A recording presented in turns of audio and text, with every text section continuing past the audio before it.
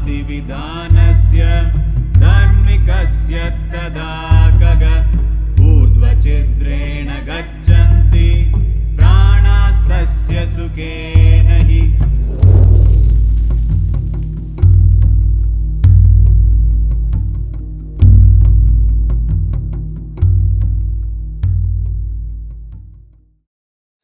காலபைரவ கர்மா ஒரு விதமானது, காலபைரவ சாந்தி வேற விதமானது. நீங்க இறந்து ரொம்ப காலம் ஆனவங்களை பத்தி பேசும்போது, இறந்து ரொம்ப காலம் ஆனவங்கள்னா இறந்து 48 நாட்கள் அல்லது 90 நாட்களுக்கு மேல ஆனவங்க, அல்லது அவங்க இறந்து 9 மாசத்துக்கு மேல ஆச்சு, அவங்க இறந்து ரொம்ப காலம் ஆச்சு, 1 வருஷம் 2 வருஷம் 10 வருஷம், இதில் அதிக வித்தியாசம் இல்லை. 12 வருஷத்துக்கு மேல, 11.5 வருஷத்துக்கு மேல, 4356 நாட்களுக்கு மேல வித்தியாசம் இருக்குது.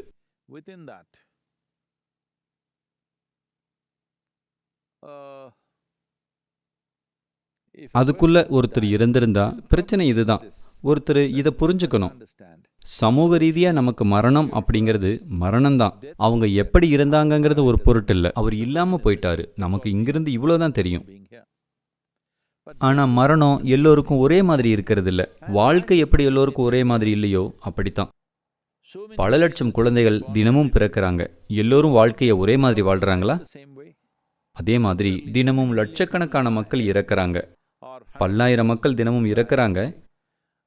மரணம் ஒரே மாதிரி இருக்கிறது இல்லை. ஏன்னா மரணம் அப்படிங்கிறது வாழ்க்கையுடைய இன்னொரு பரிமாணம் தான். அதே மாதிரி வாழ்க்கை எப்படி எல்லோருக்கும் ஒரே மாதிரி நடக்கிறது இல்லையோ, அதே மாதிரி ஒவ்வொரு உயிருக்கும் மரணம் ஒரே மாதிரி இருக்கிறது இல்லை. அது எப்படி இருக்குதுங்கிறது மாறுபடும். சாந்திங்கிறது ஒரு விதமான முயற்சியா செய்யப்படுது.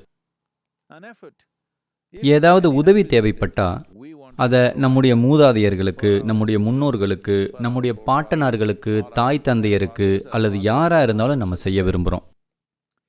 எந்த மாதிரி உதவியை செய்ய விரும்புகிறோம்? நம்ம என்ன செய்ய முடியும்? இது எப்படின்னா, நான் தொடர்ந்து கொஞ்ச காலமா இந்த உதாரணத்தை பயன்படுத்துறேன். ஏன்னா இதுதான் நமக்கு கிடைச்சிருக்கிற மிகச்சிறந்த உதாரணம். இது ஒரு குமிழியை போல. என்னுடைய தனிப்பட்ட அனுபவத்தில், நீங்க உடலை விடும்போது நீங்க பரிணாம வளர்ச்சியுடைய எந்த நிலையில இருக்கிறீங்க அப்படிங்கிறத பொறுத்து, உங்க கூடு எவ்வளவு மெலிசாவோ கெட்டியாவோ இருக்குதுங்கிறத பொறுத்து எல்லாமே நடக்கும். ஏதோ ஒன்று, உதாரணத்துக்கு உங்க கூடு அல்லது உங்க குமிழி ரொம்ப கெட்டியா இருந்தா அது உடைய முடியாது. அது ஆத்துக்கு போய் அதில் பட்டு திரும்பிடும். இந்த ஆறு என்ன மாதிரியானது? இந்த ஆறு சக்தியுடைய ஒரு ஓடை.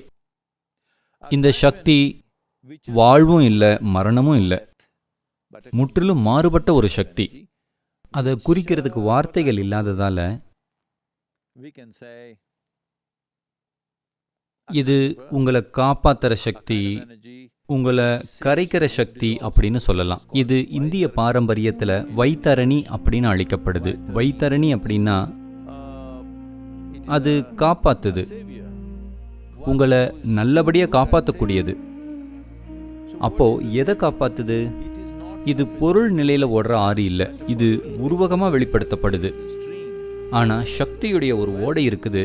உடலை விடும்போது இயல்பாவே ஒவ்வொரு உயிரும் இந்த ஆத்தை நோக்கி போகும். சிலது அதுல பட்டு திரும்பிடும், சிலது அதுல ஊறும், சிலது சுலபமா அதை கடக்கும், சிலது அதுலேயே கரைஞ்சு போகும். யாரோ ஒருத்தங்க அந்த ஆத்தை கடந்தா அல்லது யாராவது பட்டு தெரிச்சா, இந்த 2 பேருக்கும் நீங்க உதவ முடியும்.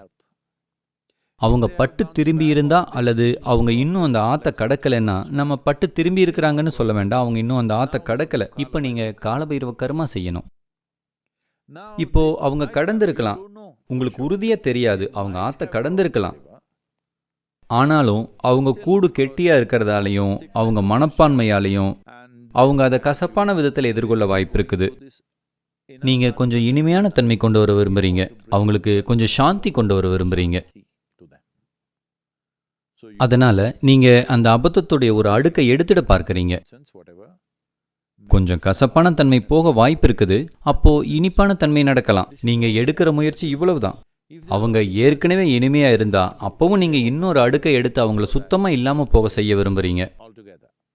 இனிமையான தன்மையும் கட்டி போடுற சங்கிலி தான். கசப்பான உணர்வு எப்படி பிணைக்கிறதா இருக்குதோ அதே மாதிரி இனிமையான உணர்வும் பிணைக்கிறதா இருக்குது. துரதிருஷ்டவசமா இனிப்பா இருந்தா அதுவும் கட்டி போடுறதுன்னு புரிஞ்சுக்கிறதுக்கு மக்களுக்கு அதிக காலம் எடுக்கும். கசப்பா இருந்தா அது கட்டி போடுறதுன்னு நீங்க ரொம்ப சுலபமா உணர்ந்துடுவீங்க. நீங்க கொஞ்சம் இனிமையான உணர்வை கொண்டு வர பார்க்கறீங்க, ஆனா உங்களுக்கு உறுதியா தெரியாது. உங்க தாத்தாவோ வேற யாரோ அவங்க ஏற்கனவே கரைஞ்சிருக்கலாம், இப்ப செய்யறதுக்கு எதுவும் இல்லாம இருக்கலாம், உங்களுக்கு தெரியாது. ஆனாலும் அது அவருக்கு தேவைப்படுமோன்னு உங்க கடமையா செய்றீங்க. வேற ஒருத்தருக்கும் அது உதவலாம்.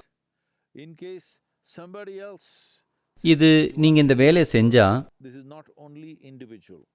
இது அந்த உயிருக்கு மட்டுமில்லாம மக்களை தொடர்பு படுத்துற ஒரு வித ருணான பந்தம் இருக்குது. ஒருவேளை நீங்க உங்க தாத்தாவுக்கு காலபைரவ சாந்தி செய்றீங்கன்னு வச்சுப்போம். ஆனா அவருக்கு அது தேவையில்லை, அவர் ஏற்கனவே கடந்துட்டாரு. இப்போ உங்க தாத்தாவுடைய சகோதரர் அங்க இருக்கலாம், அவரை பத்தி உங்களுக்கு அக்கறை இல்லைனாலும் அவரு பலனடையலாம். அது உங்களுக்கு பரவாயில்லைன்னு நினைக்கிறேன். ஏன்னா உங்க பெரிய தாத்தா பலனடைஞ்சாங்க, உங்களுக்கு அவரை பிடிக்காம இருக்கலாம், எனக்கு நிலைமை என்னன்னு தெரியாது, ஆனா அவருக்கு உதவி கிடைக்கலாம். அதனால அந்த விதமான ருணான பந்தத்துடைய தொடர்பு இருக்கிறவங்களுக்கு உதவி கிடைக்கலாம். உங்க உறவினராகவே இல்லாத ஒருத்தர் பலனடையலாம். அதனால இது ஒரு கலாச்சாரமா இருந்துச்சு. நீங்க காலபைரவ சாந்தி செஞ்சுக்கிட்டே இருக்கணும். உங்க மூதாதையர்கள் அங்க இன்னும் கடந்து போகாம இருக்கிறாங்களோ இல்லையோ அது நமக்கு தெரியாது. அவங்க கரைஞ்சிருக்கலாம், அவங்க முக்தி அடைஞ்சிருக்கலாம், அவங்க திரும்பி வந்து மறுபடியும் பிறந்திருக்கலாம், அது ஒரு பொருட்டு இல்லை. நீங்க அதை செஞ்சுக்கிட்டே இருக்கணும். அப்போ தொடர்புடைய எல்லோருமே அதனால பயனடைவாங்க.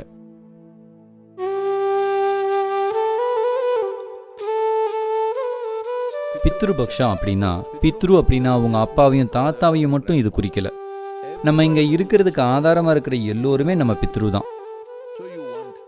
அதனால தொடர்புடைய எல்லோருக்கும் அது நடக்கணும்னு நம்ம விரும்புகிறோம். அவங்க நமக்கு பிடிச்சவங்களா இருந்தாலும் பிடிக்காதவங்களா இருந்தாலும், நமக்கு தெரிஞ்சவங்களா இருந்தாலும் தெரியாதவங்களா இருந்தாலும், நம்ம ஏதோ ஒன்று செய்யக்கூடிய விதத்தில் அவங்களுடைய தொடர்பு இருந்தால் நம்ம ஏதோ ஒன்று செய்யணும்.